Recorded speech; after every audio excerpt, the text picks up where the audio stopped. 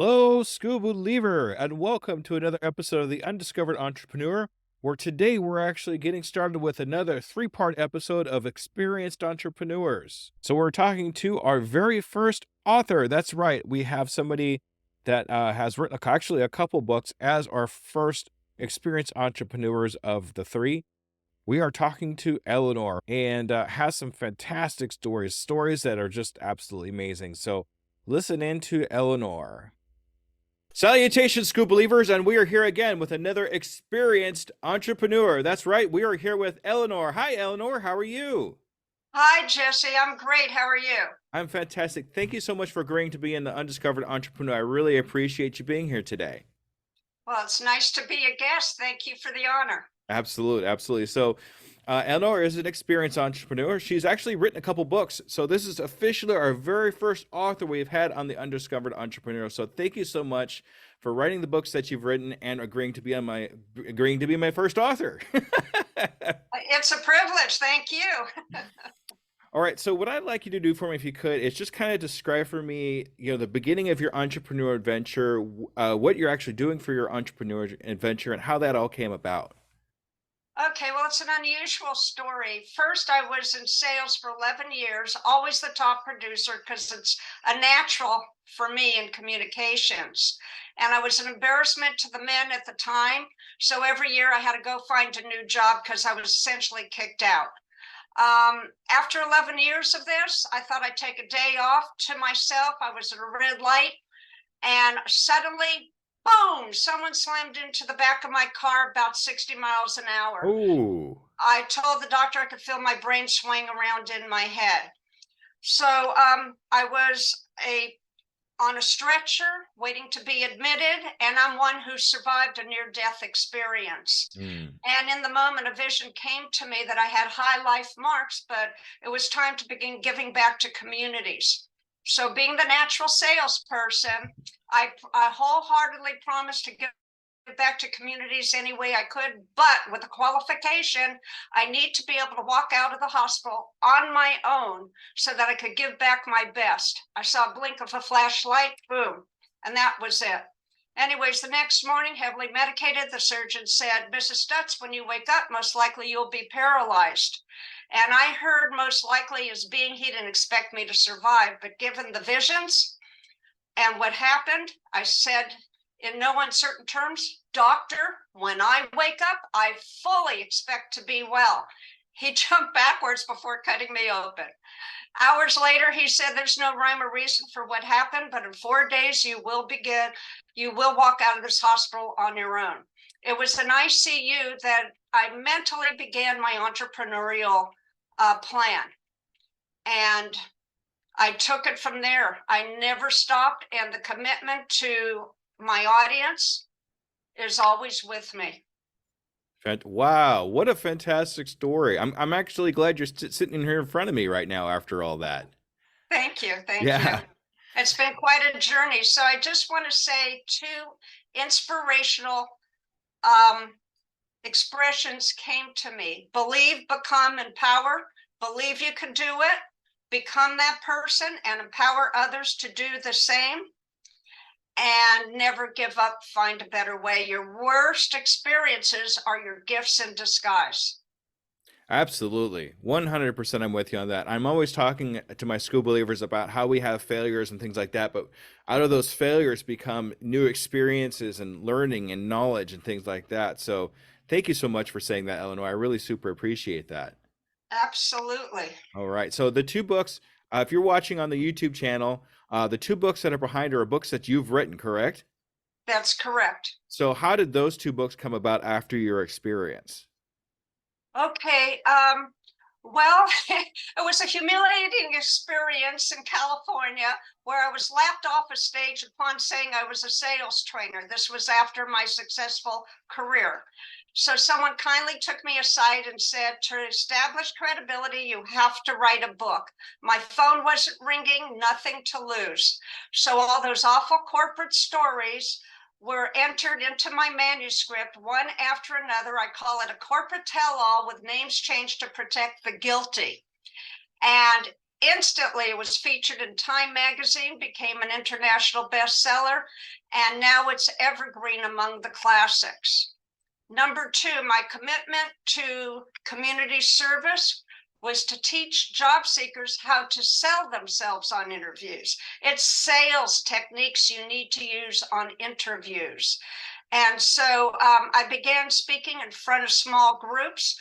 And this is a funny story. A tech guy came one day in Mountain View and said, I want you to know I don't believe in any of this. I think it's ridiculous. So I said, okay, do me a favor. Please sit down and wait till the whole program's over and then let me know your final thoughts. He did. And he said, I apologize. 100% with you. I'm going to buy your book. And I'm sorry, the book wasn't published yet. I'm going to take you up on it. But I got hundreds of thank you notes over the first few years, which prompted the writing of the book after the fall of the economy in 2008. Hired, how to use sales techniques to sell yourself on interviews. All right. So if you're listening to the podcast, just so you know, what are the two books that you wrote, the title of the two books that you wrote? Okay, the first, Nice Girls Do Get the Sale, relationship building that gets results. And then Hired, how to use sales techniques to sell yourself on interviews. And they both may be found either on my website or on Amazon. Perfect. So what we're going to do is we're going to go ahead and link up to those in the show notes. So if you are interested in any of these books that Elinor is talking about, because it sounds like they're fantastic, and I'm definitely going to take advantage of that for sure. We're going to go ahead and link both the website and Amazon links so we can take a look at those. Is that okay? Absolutely. I appreciate it. All right. So next, if you could for me, in your first year of your entrepreneur adventure, and I guess we're talking about the books at this point, were there some, I mean, you actually had some great experiences so far, but some problems or pitfalls that you've had besides the one you've already talked about in your entrepreneur adventure. Can you talk a little bit about that? Sure. I was a little timid, but then to my benefit, a person who I viewed as a marketing genius said, I'm starting a group on how to use social media. It was just announced. Would you like to participate? I said, absolutely, count me in. She said, but there's one manner you need to change. I said, what's that? So she said, you're highly competitive. You need to start becoming collaborative. Mm-hmm. And all the people I knew, that was the last thing I wanted to do. And then I said to myself, well, I've got nothing to lose. I've got to build business and I'll change my mindset, see what happens. And boom, as I say, she was a marketing genius. Everything happened for the better. Yeah, and that's kind of the way it was for me too. Now, I've always been a collaborative kind of guy, but when I actually got into my entrepreneur adventure and I started actually collaborating with other podcasters, other entrepreneurs, it just seems like they actually wanted me to help. They wanted to help me, you know? And my first thought on that whole thing was I'm a competition. So why would they even want to help me? So I was kind of in my little box, you know? But once I actually spread my wings out and said, hey, can you help me with this? They're like, sure. I was like, what? Are you kidding me? Okay, cool. So kind of the same thing for you too. It just seems like you're your own person. That's a good thing. But once you actually started collaborating, everything kind of came together for you. That's exactly right. And doors opened. And the interesting thing was I was writing my blog so people would know who I was. And then I realized one day I'm going to run out of ideas, fresh content. So I thought maybe it's time to collaborate with the content. And I began inviting guests. And boom, the doors opened up for all kinds of opportunities. It's been remarkable. So my qualification is collaborate with those who share similar priorities and values and walk away from those who don't. And you should do well. Exactly. And we got to remember too, we are the product of the 5 people we spend our most time with. So as long as those 5 people that we spend our most time with are people that are willing to help us, are people that are willing to collaborate and help us along in our entrepreneur adventure, that's what's going to happen is things will just get a lot better for us. Absolutely. All right. Okay. So back when you were getting started, and it sounds like you actually had a couple mentors, but do you have 1 or 2 people besides what you've mentioned so far that were really kind of mentors that pointed you in a specific direction? The marketing person was, and then it was a small group, and the people in that group, different fields, but we learned from one another, and it was extremely helpful. Okay, do you remember the name of the person again? I'm sorry, I didn't catch that again. Oh, the name of the person? Yeah. Well, first of all, as I said, she was brilliant. Her company name was Whispering Energy, which Oh, I okay. thought was perfect for social media. Her name was Malati Drew, but sadly, she's no longer with us. Oh, okay. Okay. Does she still have content out there we can listen to though? I don't believe so. No, so okay. It was a long time ago. I got you. Well, I'm glad she did what she did to get you to where you are now. Thank you. All right. You've actually talked to, I might even skip this one. I was going to ask you if you had some failures and pitfalls that you came across, but I think we kind of covered that already. I had a lot of failures. I'm a failure queen. So if we're going to go to it that way, let's go to this question instead. Do you have a failure you're most proud of? I mean, I'm glad I had this failure. Is there something like that? Well, I'd say the biggest impact was the broken neck. But my career was annoying because I sold so well and made friends with all my clientele. And corporate was so nasty to me. It was unbelievable. Yeah, and I think that's why a lot of us, especially nowadays, we're going to solopreneurs and entrepreneurs because we're kind of tired of that. Oh, yeah. Yeah. Well, in many cases, I was the sole female rep. And that didn't, I'll tell you about one story, and nice girls do get the sale, so you get the idea. Oh, good. Yes. It was the fourth month. I was the top producer, and the manager says, okay, you guys, not speaking to me. Mm-hmm. Elinor's going to make her numbers, and in honor of those, I'm going to treat you guys to a lingerie fashion show, to which I jumped out of my chair and I said, what? They're my numbers. Let's go to lunch. I'll even go to a ball game if you want, but we're not doing that. And he said, oh, yes, we are. And the place he had in mind was a motel in a lousy part of town. Oh, boy. And I didn't know what to do. I couldn't stop it.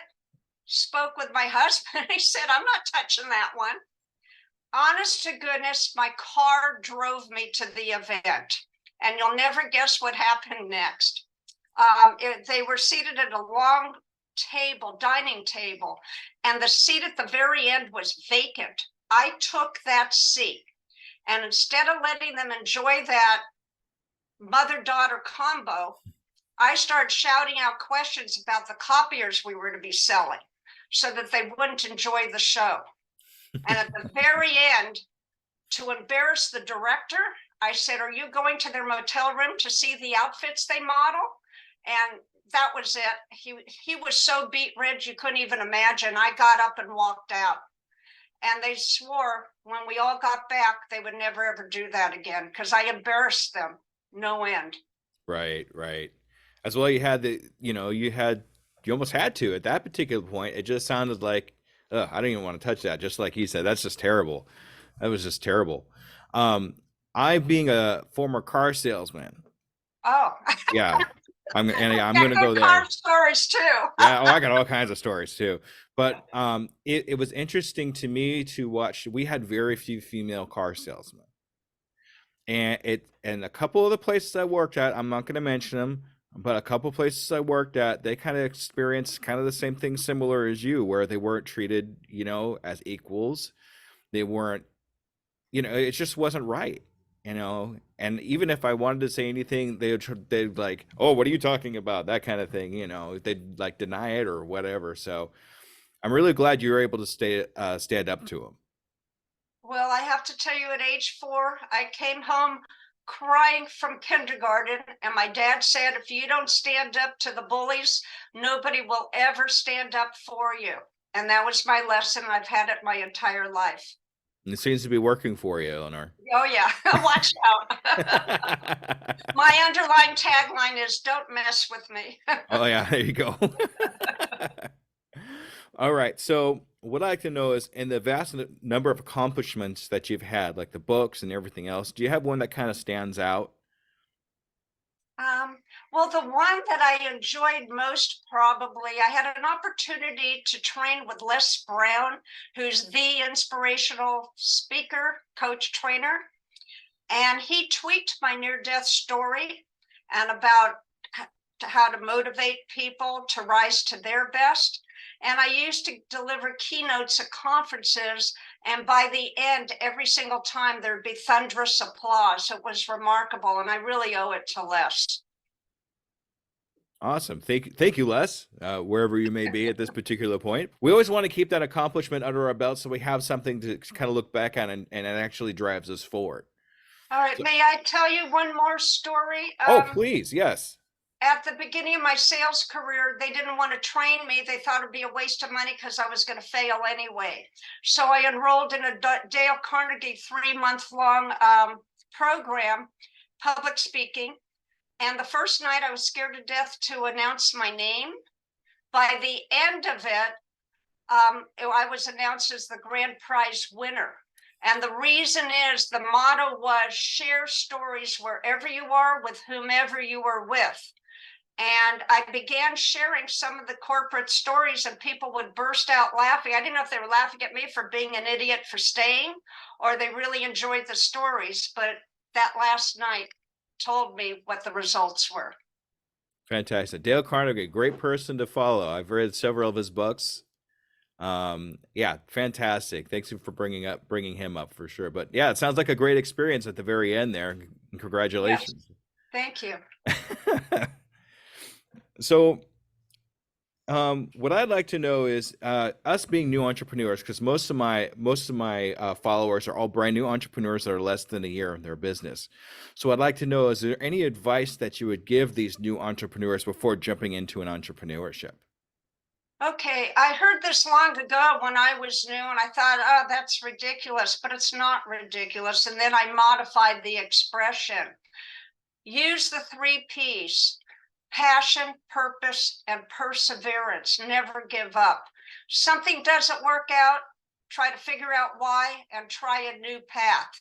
Keep testing, learn from every experience, good, bad, and different, and from people, from things that don't work out, from what you read, and keep improving. Every day is a new opportunity to continue going.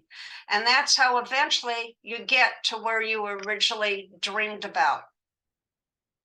Yeah, I am definitely in that boat, I guess you can say, because that's exactly what I did when it came to my podcast. I started out as a karaoke DJ and a music DJ, and that failed like miserably. But instead of just saying, okay, that's it, I'm done, I said, well, why didn't it work? What do I need to do? And that actually led me to my podcasting. That led me to where I am today with you, Elinor. So, yeah, great words. Thank you very much for saying that. So what I'd like to know at this point is I always talk to my entrepreneurs about a 6-month goal. And if you have a 6-month goal for yourself and your business and your entrepreneurship, anything like that? That's a little short. That's what makes it exciting. Lifetime. I'm going to tell you a secret. I'm obviously a baby boomer, and you have 2 options. One, to stay current with business and news and keep applying what you hear and read and stay current. Or you could go the other route, which a number of people do in our community: give up and say, that's nonsense, I'm not going to bother. And then you're in very boring conversations. Mhm. Keep going. Perseverance is the key in all regards, in my opinion. All right. And we'll definitely take that to heart, Elinor. Thank you. So what I'd like to do now is this is your time to shine. This is a time where I'd like you to kind of advertise yourself and your books and anything that you're working on, where we can find everything. This is all about you at this point, Elinor. So ready, set, go. Thank you. As you can tell, I love writing. My books took off. Oh, in fact, Hired. You want to hear a funny story about Hired? Oh, yes, definitely. You can cut it afterward. Probably not. It wasn't published yet, but it was in my mind. Oh, no, I'm sorry. It was published. It was just published. We were going to meet friends in Las Vegas, and my daughter was in the marketing industry. And she said, oh, don't go there now because President Obama is going to be there. There's going to be a whole cavalcade of people protecting him and he won't be able to get around. Find another date. And my response, really? Which hotel will he be staying at? So then I went to concierge to tell them about Nice Girls Do Get the Sale and Hired. And they said, I'm sorry, we can't do anything for you. You cannot get near the Secret Service. You cannot get near the president. Stay away. In fact, it'll be best if you leave the hotel. I said, thank you so much. So in my corporate experience, because I was a female, the male executives would have nothing to do with me. So I quickly learned it was the guard with guns, the secretaries, the people in the basement. They're the ones that got me into the executive office. And so I did the same thing at this hotel. I went over to where the people checked in luggage, but I didn't speak to the males. I found a female clerk and spoke to her. I said, you know, the economy just fell. People are out of work and they're counting on you to get my book Hired in the president's hands. If you could accommodate me, everybody will be appreciative. I gave a really good story. And I said, and as a token, I'm going to give you a copy of my other book that's doing extremely well already. Nice Girls Do Get the Sale. So she said, okay, I can't promise, but I'll do what I can. I said, I really appreciate it. A month or 2 months later, I got a note on White House stationery, one for First Lady Michelle Obama thanking me, and second, a big, beautiful note on White House stationery from President Obama thanking me. And they're on my wall, still framed today. I was very proud of that. It was a good sales experience. And that just goes right into, you never know what's going to happen until you get over the. I mean, I talk a lot about fear on my podcast, and this wasn't fear, but I think a lot of people would be afraid to do anything even close to that. They would have given up at the guard that you were talking originally with. But you, on the other hand, found a way. And I really love Always. that. Yeah. So never fear. Give it a try. You never know what's going to happen. And maybe your book gets in the hands of the president. You know, you just never know. No, it certainly didn't hurt. That's cool. Okay, we're gonna get back here. Yeah, please tell me how we get a hold of you. What's your website? And advertise yourself a little bit. Okay. Well, the name of my company is Smooth Sale, SALE.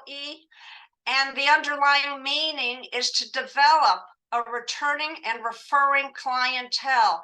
It's the loyalty that helps business growth dramatically. Instead of always seeking out new clients. I mean, you have to continually prospect and meet new people, but in addition, you want that client loyalty. The website is https://smoothsale, smoothsale.net.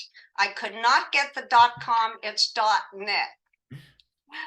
And my books are there.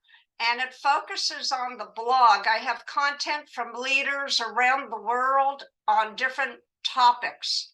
And so it's really expanded the audience. And then you'll find out something about me. And then there's a tab that says speaking, but it showcases the more recent podcasts I've been on, and yours will be at the top shortly. Yay! Fantastic. Elinor, thank you so much for taking time out to talk to us here on the Undiscovered Entrepreneur and the rest of us True Believers. I would, if it's okay with you, I'd actually like to follow up with you in about 6 months and see where you're standing in your entrepreneur adventure. Would you be okay with that? Absolutely. And one more detail I'd like to tell you, if that's okay, you can decide whether to include it or not. Uh-huh. I had such a horrible corporate experience that I was shocked. I'm very active online, and I saw the nicest tweets from a gentleman, and I thought I have to have a conversation with this guy to see what his story is. It turned out he was in the military, and they trained him about inclusion, equality, and equity. And then the next thing I know, he asked me to be on the Inclusion Allies Coalition social media committee, which I've been on for a number of years now. And the people I've met through that organization are nothing short of remarkable. So I'm committed to that. I am still working on behalf of people who are not treated fairly as they should be to make things right one day. Can only hope. Well, there you go. That's good stuff. And let's go ahead and I'm going to hopefully I can put something like that in the show notes too, so people can look that up. Okay. Sure. All right, Eleanor, thank you so much. And we will follow up with you in about 6 months and see how you're doing. Is that okay? That sounds great, Jesse. Thank you. And I'll send a follow-up note. I really appreciate it. Okay, school believers, thank you for joining us today. And stay tuned for the wrap up. Okay. Thank you, everybody. Goodbye. All right, that was Elinor. Wow, what an interview. That was a lot of fun, actually. She had some fantastic stories. They just came out and it just kept going. And I wanted to get them all. They're all staying in there. I can guarantee it. So some great learning experiences, and definitely the theme of this basically is just don't give up no matter how bad it can be. Eleanor went through some amazing and some heart-wrenching problems. I mean, with the accident and going through the corporate ladder the way she did and having the problems that she had.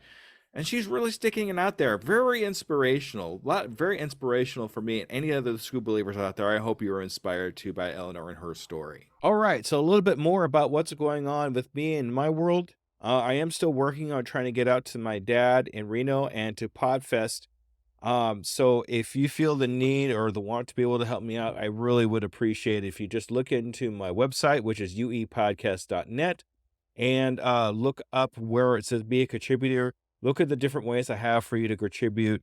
I have GoFundMe, I have Buy Me a Coffee, I have Patreon, a lot of good stuff happening there on Patreon. Look into that to help me get to my goals here to see my dad and go to Podfest for this year. Also, I have a new freebie that I'm working on. This is going to be really exciting, and I hope you can enjoy it when it comes out. So please stay tuned, subscribe, whatever you need to do to keep in touch with everything that's going on. I will have that out really, really soon.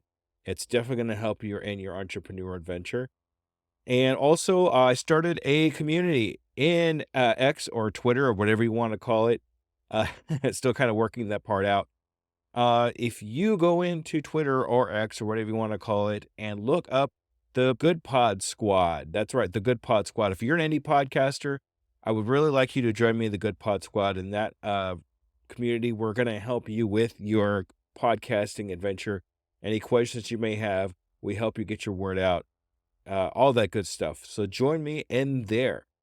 So just kind of a reminder, this is going to be, this one right now is one of 3 in our experienced entrepreneurs. There is going to be no coaching episode next week because we are going to have episode number two of 3 of our experienced entrepreneurs. So stay tuned for that. All right, everybody. Thank you so much for a great show. Have a great evening, and I will see you next week. Thank you, everybody. Goodbye.